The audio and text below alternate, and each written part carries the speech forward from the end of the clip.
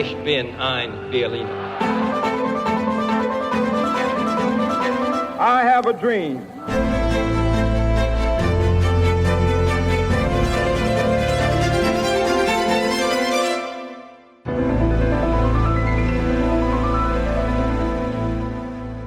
Olá, bem-vindos a mais um episódio de A História Repete-se, com Henrique Monteiro. Olá, Henrique. Olá, Lourenço.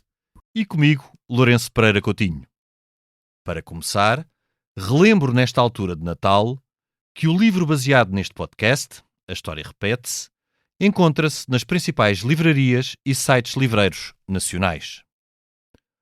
Hoje vamos falar sobre o longo e complexo processo de candidatura de Portugal à ONU, iniciado em 1946 e concluído a 14 de dezembro de 1955, quando o nosso país foi admitido nesta organização internacional.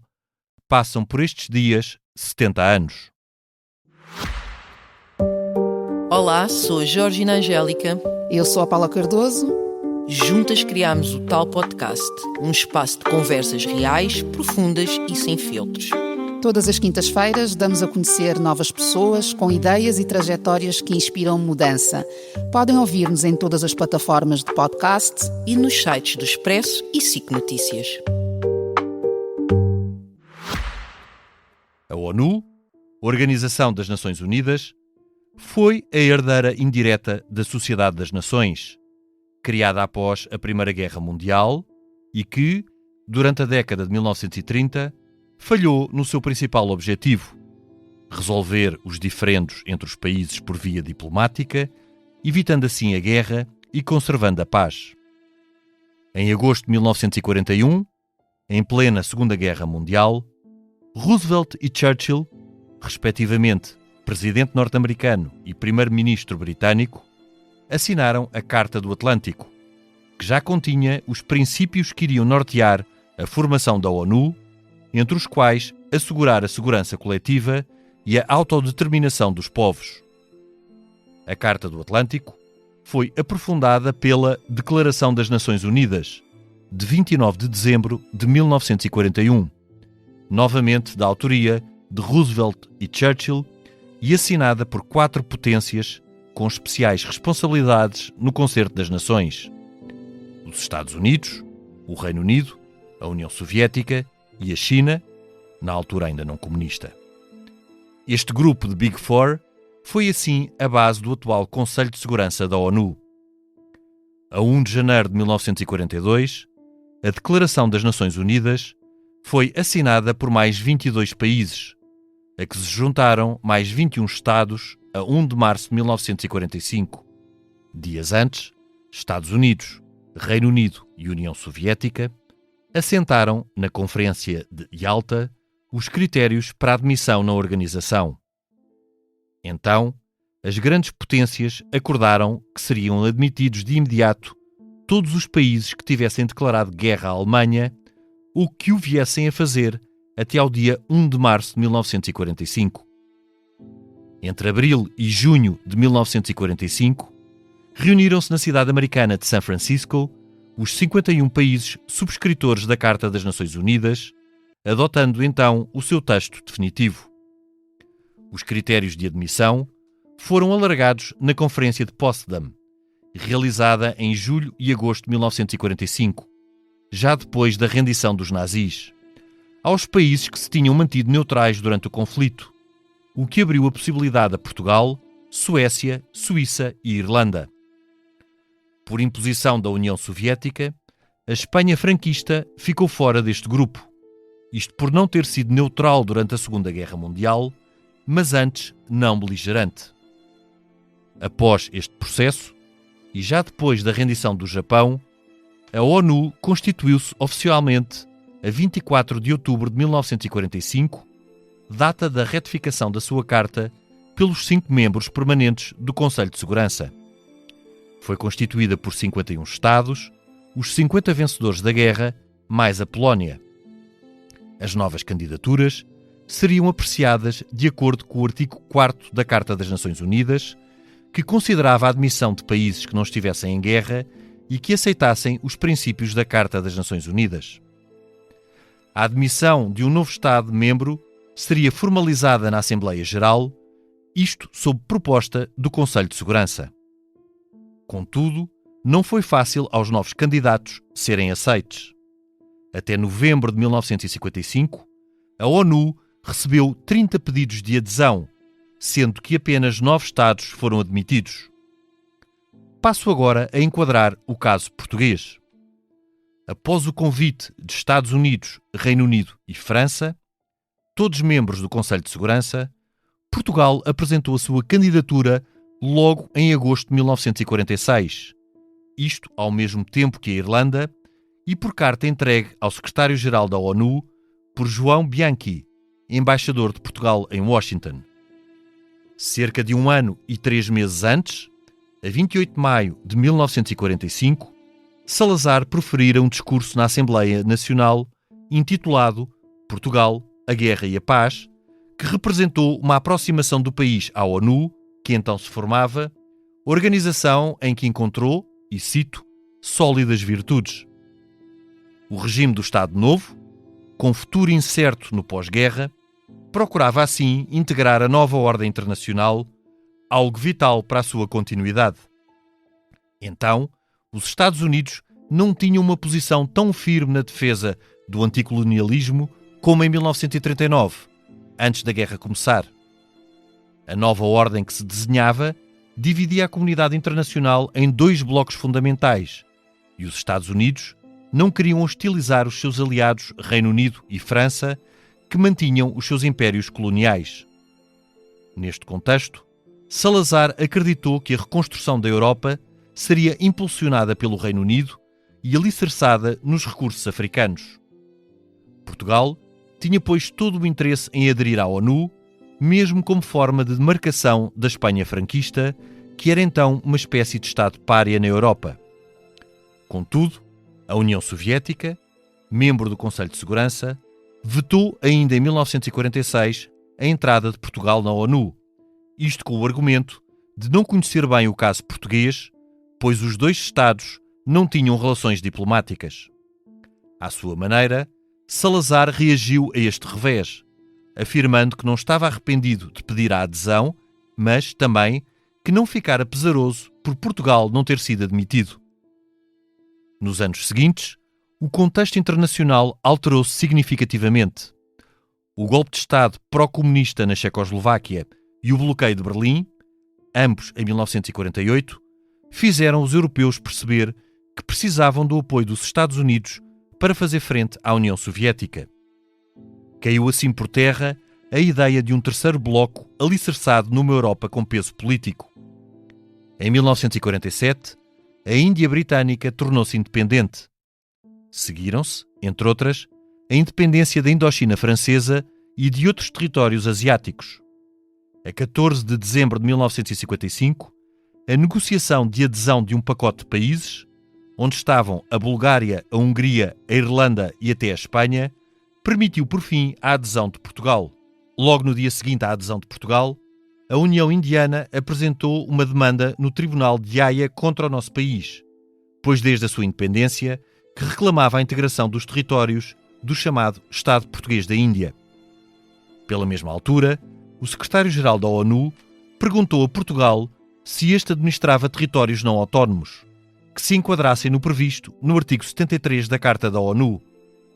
Portugal respondeu que não, pois, de acordo com a sua Constituição, que fora revista em 1951, as suas então denominadas províncias ultramarinas eram, cito, parte integrante da nação, pelo que não as considerava colónias nem territórios não autónomos. Começava assim um longo braço de ferro diplomático e jurídico que teve por palco a Assembleia Geral e os corredores da ONU, que evoluiu num contexto progressivamente mais desfavorável para Portugal e que se prolongou até ao 25 de abril de 1974. Henrique, de facto, esta entrada na ONU, de que passam agora 70 anos, dia 14 de dezembro, foi bastante complexa e mostra como, no período imediatamente a seguir ao pós-guerra, foi difícil para o regime autoritário do Estado Novo perceber como evoluiria o xadrez da política internacional e como esta adesão em 1955 foi imediatamente anterior, foi num contexto histórico muito específico e num momento imediatamente anterior à segunda vaga de descolonização e ao crescimento da pressão diplomática e jurídica também sobre Portugal. É verdade, quer dizer, no início da ONU havia uma grande reticência, sobretudo de países ligados à União Soviética, até de outros países mais tarde, em relação ao colonialismo português e à forma como Portugal encarava o colonialismo, porque enquanto a França e o Reino Unido encaravam as colónias realmente como colónias e punham e tinham no horizonte a ideia de mais tarde descolonizar, Portugal integrava as colónias no próprio território português, com aquela alteração que eu penso que é de 1951. É de 51, que é muito relevante em termos constitucionais. É muito relevante, pois, em que deixam de ser colónias e passam a províncias ultramarinas e, portanto, aquilo passa a ser parte de Portugal. Isto é Portugal de Minha Timor, que aquilo valia tanto, digamos, a província de Angola, que sei lá, como uma província do Algarve, ou a província do Minho.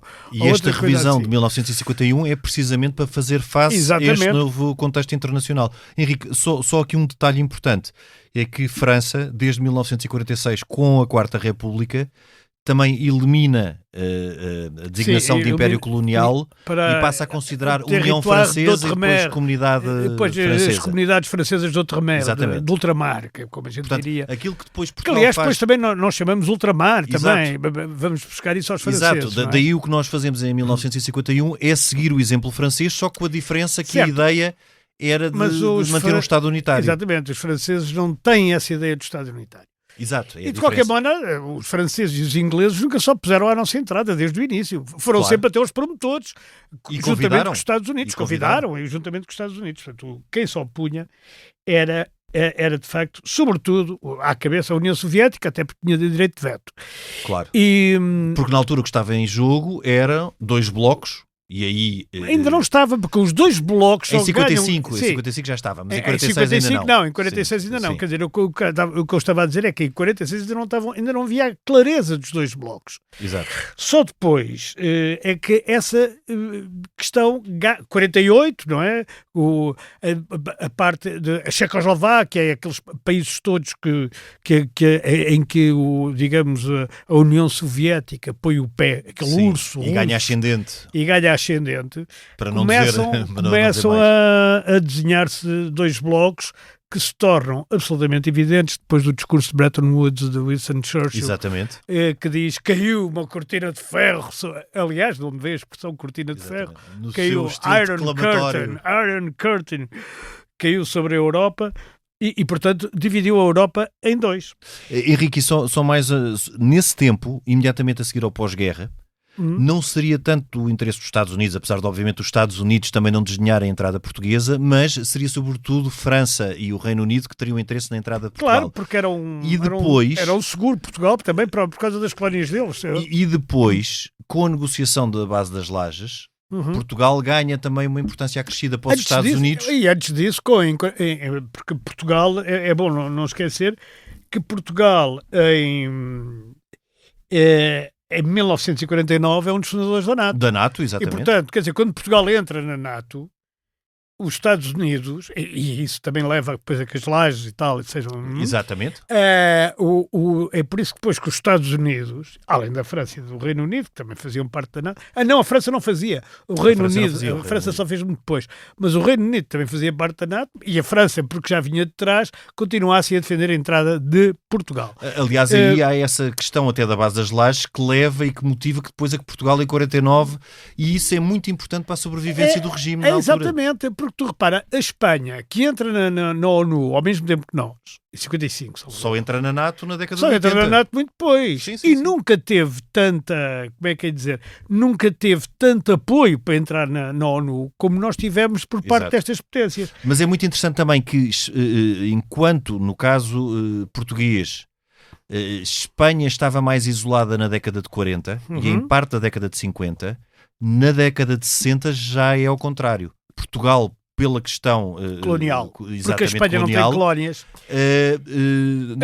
E porque digamos, a presidência de Kennedy muda em muita 1960 começa a mudar muito a visão, não só dos direitos civis lá dentro, dos americanos e tal, mas também do ponto de vista da política externa.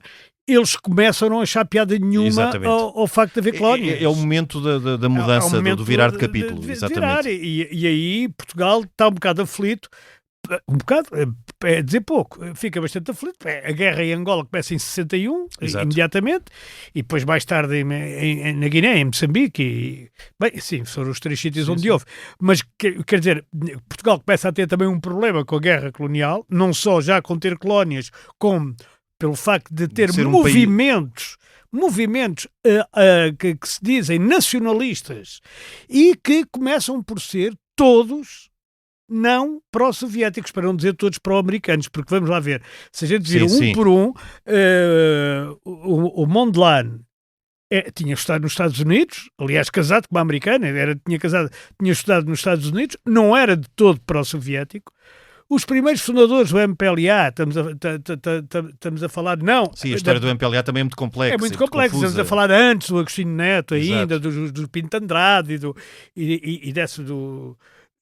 Não eram também pró-soviéticos, e o Amílcar Cabral também não era pró-soviético, e portanto os primeiros líderes da resistência e do nacionalismo das colónias portuguesas, alguns deles até têm a ligação com os Estados Unidos. Têm ligações com os Estados Unidos e têm ligações com o Ocidente, têm ligações fortes com o Ocidente, não é? Sim. E muito até suportados por países escandinavos, por países nórdicos. E que depois se entregam todos nos braços da União Soviética, digamos assim, entre aspas. Exato. Porque também o Ocidente não sabe o que lhes há de fazer e nem nunca se apoia totalmente. E há aqui um outro detalhe importante que muitas vezes é negligenciado, é que em 55, pouco tempo antes da entrada de Portugal na ONU, dá-se a Conferência de Bandung e o início do movimento dos não alinhados. Exatamente. Que é um movimento que, só em termos populacionais, congrega cerca de 1 bilhão de pessoas. Sim, porque a China fazia parte. Exatamente. A China fazia parte e a China declara-se não alinhada, o que é uma coisa um bocado para rir. Sim, um bocado bizarra.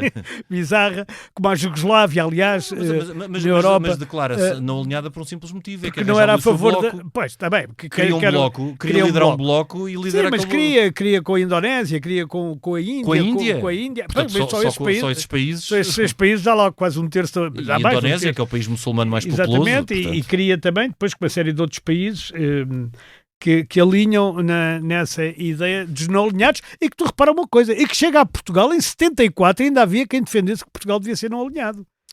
Quer dizer, não percebendo nada do que era a história de Portugal até então. Quer dizer, Portugal havia. Quer dizer, mas há uma coisa... Portanto, essa entrada na NATO, voltando agora atrás, faz com que aqueles países que já apoiavam, ou já apoiavam o regime português na entrada da ONU, passem a apoiar ainda com mais convicção. Porque tu repara, tu já o disseste, penso eu, desde 48 até 55, todos os anos Portugal pediu para entrar na ONU. Não houve um ano em que não tenha pedido. Portanto, aquilo era um ritual já. Sim. Todos os anos Portugal pedia. E é interessante porque, isoladamente, Portugal nunca conseguiria entrar. Não, e depois arranjou-se uma outra estratégia que foi a entrada em pacote. Porque acaba por ser, repara, porque se a Hungria, por exemplo, pode entrar... E a Checoslováquia. A Roménia, países sob a órbita soviética. A Hungria, a Roménia e mais, e aqueles países... A Itália também entra nesse pacote, a Espanha entra nesse pacote. Exato. E entra a Áustria e a Finlândia, que eram países que tinham declarado neutralidade. A Finlândia, uma neutralidade falsa, porque tinha acabado de ganhar aos A Áustria estava enquadrada no regime nazi. Sim, a Áustria fazia parte do Reich. Depois do Anschluss fazia parte do Reich. Mas a Áustria consegue entrar, mas também tinha muitas resistências, porque a Áustria, durante o tempo da Guerra Fria, sobretudo a Áustria, foi um país de muitos encontros e de muita espionagem entre os dois blocos. É uma coisa, a maior parte das pessoas... É por isso que tinha também a sede de organizações como a OPEP, a Organização dos Países Exportadores de Petróleo, tinham sede em Viena. Porque, quer dizer, que é uma coisa que a Áustria não tem um poço de petróleo, nem na altura, nem agora. Mas, e também com uma relação muito intensa, que também não falámos da importância destes países, até no apoio que deram a Portugal durante uma determinada fase, que é o Brasil e a Argentina. O Brasil e a Argentina, sim. E países muito importantes a Argentina, neste contexto. antes de... Curiosamente, o Brasil era uma democracia plena na altura, e a Argentina também, porque a Argentina é antes ainda do peronismo, que depois não deixa de ser inteiramente democracia, mas começa a ser uma coisa um bocado diferente. O Brasil é só regime militar depois a partir de 64. Só em 64. De abril de 64. E, portanto, nós conseguimos entrar em pacote, de facto o pacote funciona, que isto obviamente resulta de uma negociação direta entre os Estados Unidos e a União Soviética, e não nos esqueçamos de outro acontecimento fundamental. 53, morre Stalin. O Stalin morre. É com Khrushchev. Não é bem o Khrushchev ainda, porque o Khrushchev saiu eleito em 56. Tens razão. É no período em que há uma troika. Uma troika, tens toda a razão. Há uma troika que não é o FMI, as pessoas agora mais novas só ouvem falar de troika. Foram 3 dirigentes que sucedem a Stalin até se decidir no 20º Congresso, que é em 56, portanto 3 anos depois da morte de Stalin, que Nikita Khrushchev passa a ser o secretário-geral do coisa. E Nikita Khrushchev é em 56 que faz o célebre relatório dos crimes de Stalin, que é um relatório secreto, foi secreto, agora já não é, mas que na altura era um relatório secreto sobre o mal que o Stalin tinha feito à União Soviética. Apesar de ser considerado um dos heróis da guerra, bem, enfim, já são outras histórias. Mas o facto da União Soviética já não ter à frente o Stalin e muita gente da nomenclatura, Stalin, nomeadamente o Molotov e outros que eram da nomenclatura do Stalin. Sim, que viveram a guerra, o período da guerra e tudo permite que tenham maior abertura em relação aos Estados Unidos e que compreendam que naqueles dois blocos eles fazem uma coisa. A gente deixa entrar Portugal, porque Portugal, no fundo, é uma extensão do bloco ocidental e dos Estados Unidos. Ou faz naturalmente parte deste bloco, claro. Ou faz naturalmente para a Itália, para a Espanha.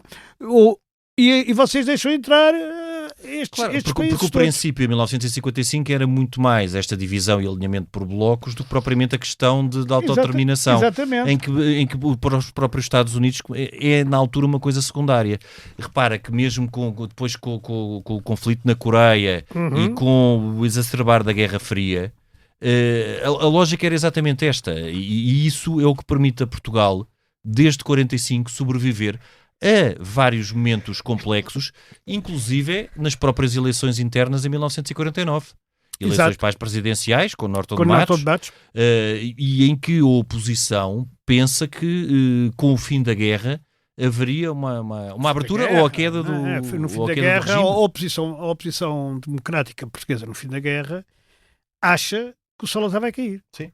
Aliás, há uma manifestação fabulosa em Lisboa, não sei se noutros países, noutras cidades do país existe também, mas em Lisboa há uma manifestação fabulosa em que leva 3 bandeiras e um pau de bandeira. As 3 bandeiras eram a bandeira da Inglaterra, a bandeira dos Estados Unidos e a bandeira da França, naturalmente, e o pau de bandeira era o pau de bandeira.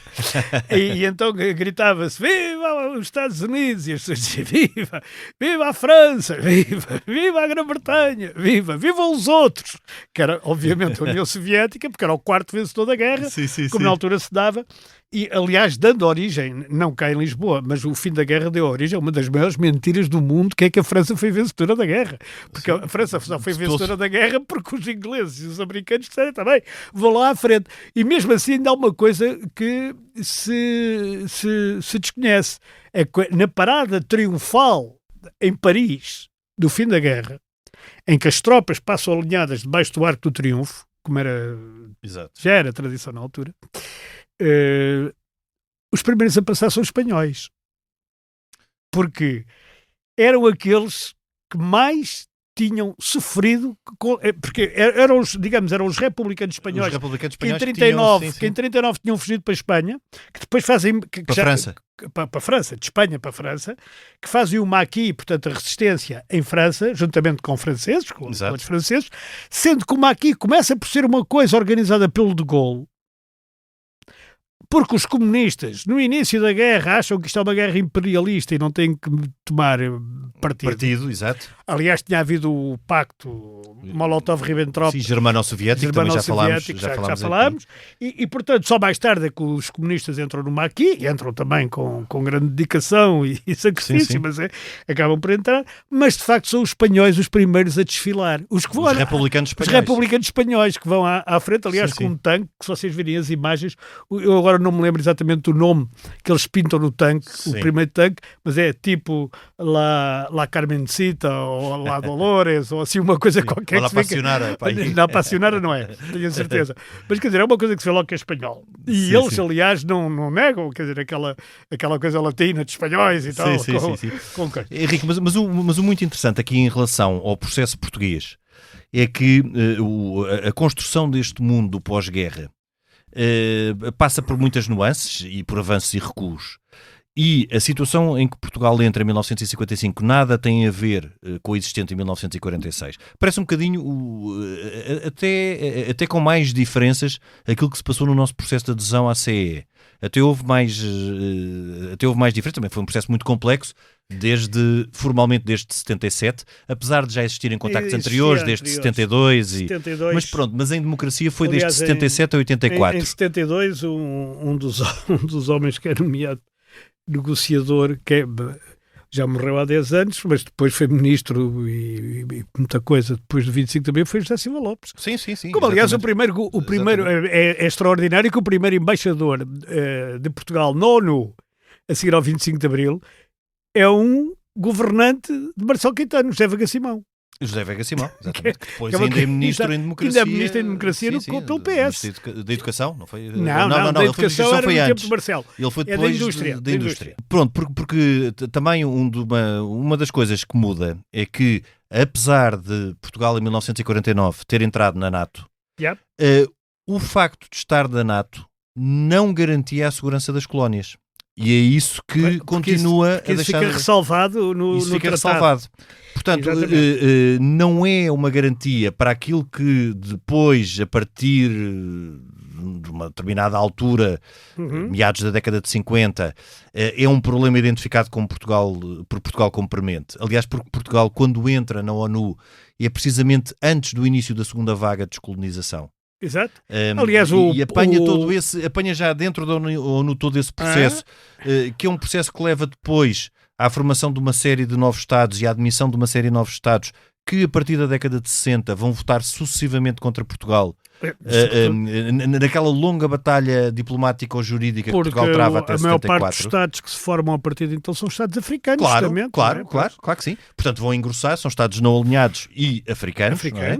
Que vão engrossar a oposição a Portugal na ONU. Que o Portugal em África só tinha um apoio, que era a África do Sul, do tempo do apartheid. Bem, e tinha a Rodésia, mas a Rodésia era pária. A Rodésia de Ian Smith, portanto. Exato. Era um Estado pária. E Portugal tem sempre essa oposição, mas isso já é depois. Para explicar, o artigo 5º da NATO, que hoje é muito falado, que é que se um país da NATO for atacado, não contava para as colónias portuguesas, ou seja, as colónias portuguesas podiam ser atacadas à vontade, porque a NATO não tinha nada com isso. Era o Atlântico Norte. Era só Portugal continental, as Ilhas da Madeira, a Capela da Madeira e a Capela dos Açores. Era o que contava para a NATO, como território português. É uma coisa também que é diferente. E logo, como tu disseste na introdução, e bem, logo a seguir à entrada formal de Portugal na ONU, que é só em fevereiro de 56, portanto, em 55 a Assembleia vota a favor deste pacote. Portugal ainda participa nessa sessão, nessa legislatura, ou nessa sessão da ONU, mas a entrada formal é de facto depois 56, em 56. 21 de fevereiro, é de 56. Porque tem que depositar a declaração da aceitação da Carta da ONU, coisa que faz. E coisa que não era fácil para Portugal, porque a Carta da ONU tem lá muitas coisas que Salazar, enfim, quer dizer... Torcia o nariz. Exato. Quer dizer, era como dizia o outro ministro brasileiro, aceitar, aceitei, mas não era bem isto que eu queria, né? Enfim. E então, logo a seguir, a União Indiana faz a tal demanda no Tribunal da Haia. Exato. É logo, Nem deixa poisar a bola, não é? Exato. É logo em dizer Godamo e Dio, que era o Estado português da Índia, exato. São nossos.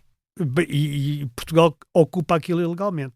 Curiosamente, isso é que é extraordinário, Portugal ganha essa demanda no Tribunal da Haia. Através do ministro porque a argumentação Pedro jurídica... Titónio Pereira é completamente fabulosa.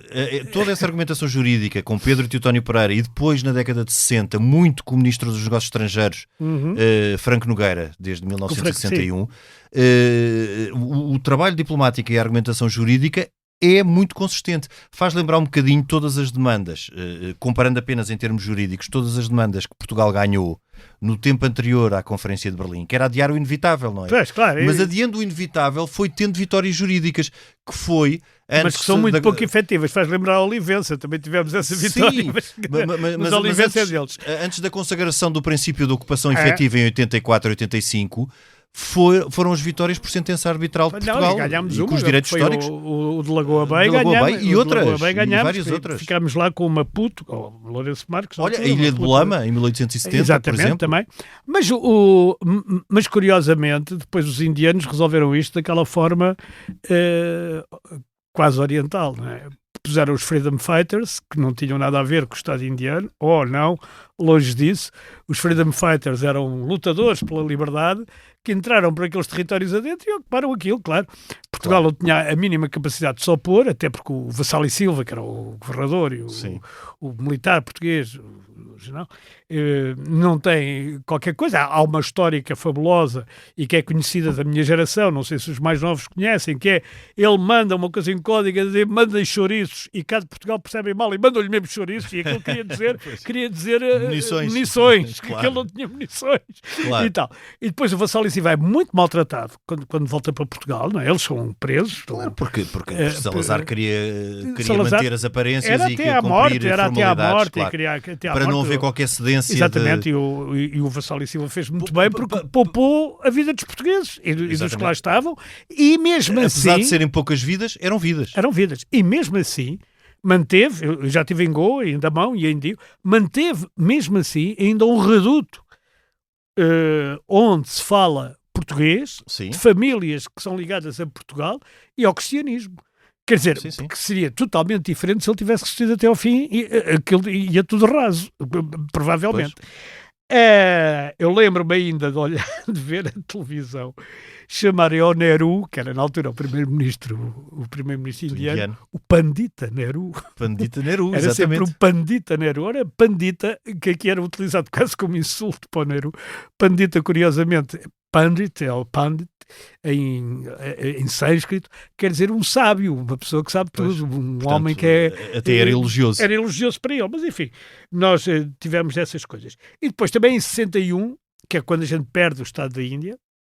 Exato. Perde. Em dezembro de 61. Já estava perdido, mas em fevereiro, antes disso, de 61, começa primeiro o ataque à cadeia de Luanda, exato, por aquilo que há de ser o MPLA. E depois em março, no norte de Angola. A revolta da UPA, que é bárbara, completamente. É um ato de selvageria. A gente pode perceber o desespero de quem é colonizado e não sei quantos e tal, mas pronto. E por os problemas na altura que houve nas culturas lá em cima, como diria o nosso secretário-geral da ONU atual, aquilo também não vem do nada. Não vem do nada, exatamente. Exatamente, mas é um ato de selvageria total, terrorista, completamente com katanas e com... E degolam crianças. Sim, esventram. Nem vale a pena estar a falar disso. Sendo que Portugal também fez os seus atos de crimes de guerra absolutamente brutais, como por exemplo atirar e passar de avião e atirar granadas para dentro de palhotas de famílias, ou para não falar do massacre de Viriamu, em Moçambique, que foi completamente... infelizmente a guerra, se nós formos, e já fizemos aqui também um episódio sobre o Vietnã, com o gás, com todas as atrocidades que foram feitas, esta guerra de guerrilha é absolutamente atroz, e esta guerra de guerrilha de baixa intensidade é muito atroz e obviamente que o foi. Agora, nesse tempo, em paralelo com a guerra, existiu todo este, que foram 13 anos de uma outra guerra que foi uma guerra diplomática. Sim. Que, não tendo sido ganha, também não foi perdida, acabou por ficar uma argumentação Quer contra dizer, a argumentação. Nós na ONU tínhamos a vantagem de estarmos numa conjuntura internacional em que havia 2 blocos. Exato. E, portanto, também não interessava. Quer dizer, embora os Estados Unidos... Eu acho que o Kennedy viu bem o problema. O Kennedy viu o problema que no fundo era dizer ao Salazar, ao governo português, o seguinte: se vocês entregarem agora aquilo aos moçambicanos, aos angolanos, aos guineenses... Evitarão aos cabo-verdianos. Evitarão males maiores e mais. A gente trata daquilo. Pois. Não entregam aquilo aos russos. Aquilo não fica entregue. Exato. Ora, nós entregámos aquilo aos russos 11 anos depois, 13 anos depois. Foi o adiar o inevitável. Aos russos, quer dizer, ao Bloco Soviético. Não foi propriamente aos russos fisicamente. Mas em Angola, incluindo os cubanos que entraram... Henrique, e há também aqui uma outra nuance. É que, apesar de Kennedy pensar assim, e de Johnson mais ou menos prosseguir a política de Kennedy, apesar de Johnson tinha o problema do Vietnã, já estava noutra. Tinha mais em que pensar. Tinha mais em que pensar do que no caso português. Com o Nixon há uma visão diferente da situação portuguesa, mais benévola para Portugal do que no tempo de Kennedy. Sim. Portanto, eu acho que foi sempre aquilo em que Salazar apostou. Eu estou convencido que Salazar, tal como achou que contra todas as probabilidades conseguiu passar incólume pela Segunda Guerra Mundial, para já pela Guerra Civil de Espanha, não é? Que também foi uma grande incógnita. Depois, pela Segunda Guerra Mundial, a ideia dele era ir resistindo no campo diplomático e no campo desta guerra de baixa intensidade. Na questão da Guiné, a independência da Guiné foi reconhecida pela ONU em 73. Sim, quando foi proclamada? Pois, no ano em que foi proclamada. Foi a Medina do Bué. E não foi... E ninguém deu a mão a Portugal.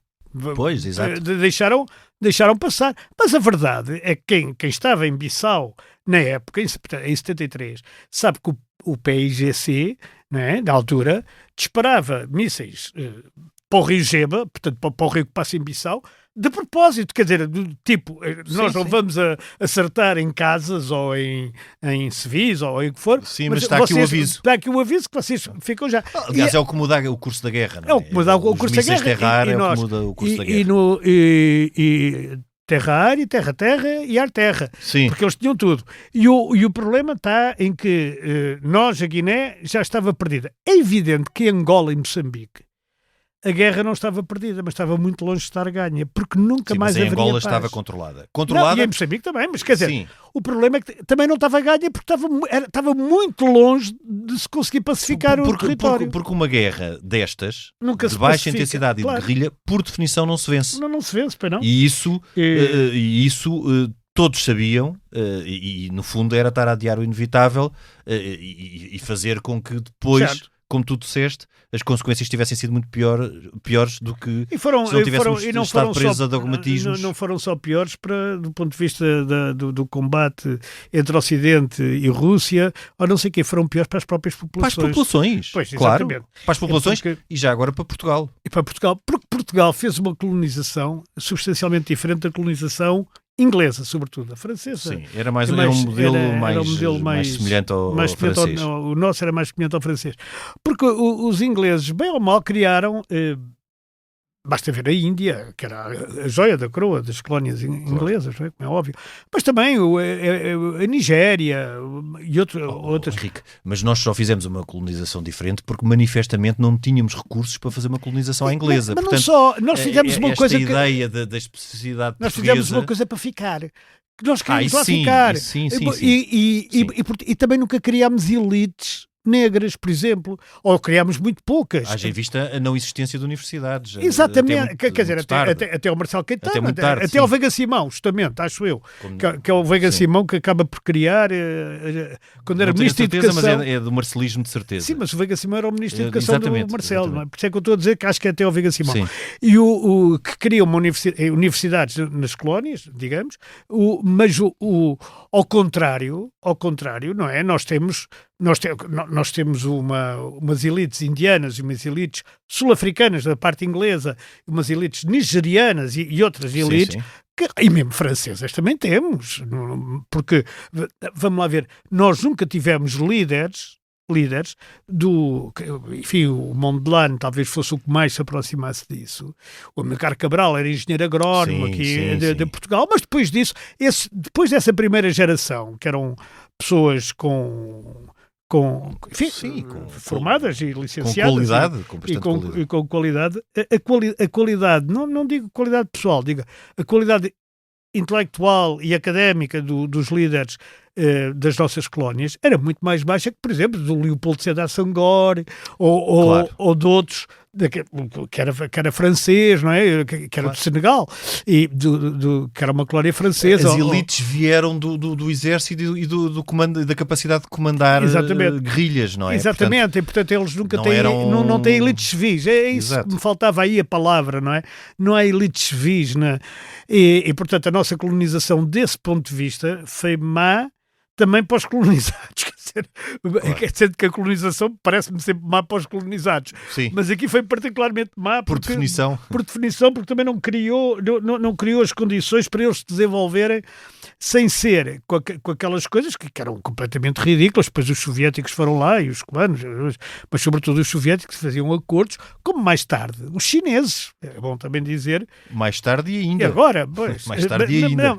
Mas agora também já começaram a perceber que aquilo também dos chineses também não é de graça, não é? Porque os chineses, uma coisa que é curiosa, os chineses construíram um parlamento, por exemplo, o parlamento de Cabo Verdeano é uma construção chinesa. Construção no sentido de projeto arquitetónico e construção propriamente dita. É igual a de vários países que têm ali um modelo. É um módulo. É um módulo. Escolhem este parlamento, tem 3 ou 4 modelos para escolher. E o mais irónico disto tudo é que quem faz os parlamentos é um país que não tem qualquer vida parlamentar. Porque, como tu sabes, na China não há parlamento. Não é? Pois não.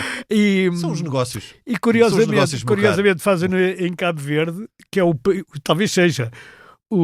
Quer dizer, se tu escolheres 3 países democráticos em África, tens que lá pôr Cabo Verde, porque Cabo Verde é de facto um país democrático e tem índices democráticos até em alguns pontos superiores aos de Portugal, que é uma coisa que é curiosa. Sim. Portanto, é uma democracia plena, Cabo Verde. E o que é interessante é que depois deste tempo todo, em 70 anos, Portugal, já no pós-25 de Abril, teve um presidente da Assembleia Geral e neste momento tem um secretário-geral.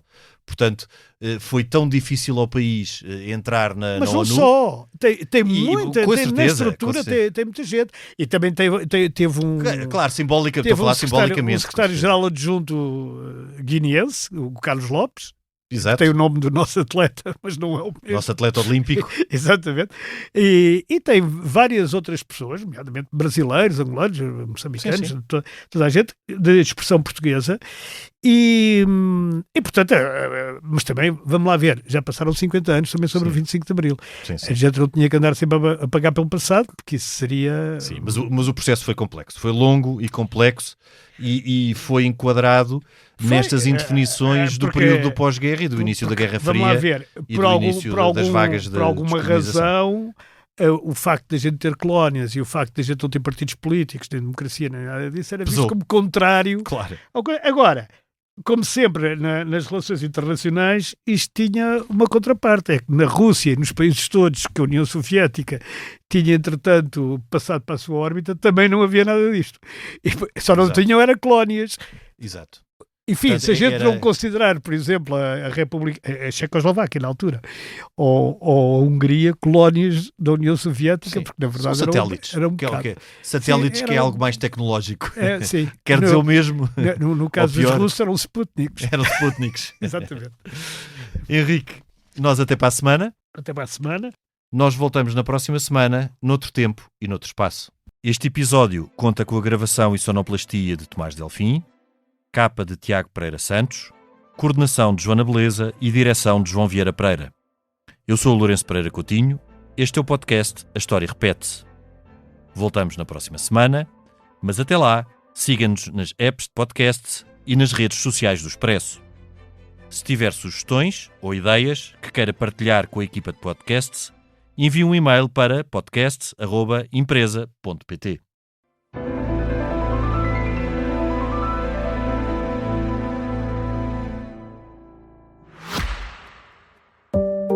Olá, sou a Georgina Angélica. Eu sou a Paula Cardoso. Juntas criámos o Tal Podcast, um espaço de conversas reais, profundas e sem filtros. Todas as quintas-feiras damos a conhecer novas pessoas com ideias e trajetórias que inspiram mudança. Podem ouvir-nos em todas as plataformas de podcast E nos sites do Expresso e SIC Notícias.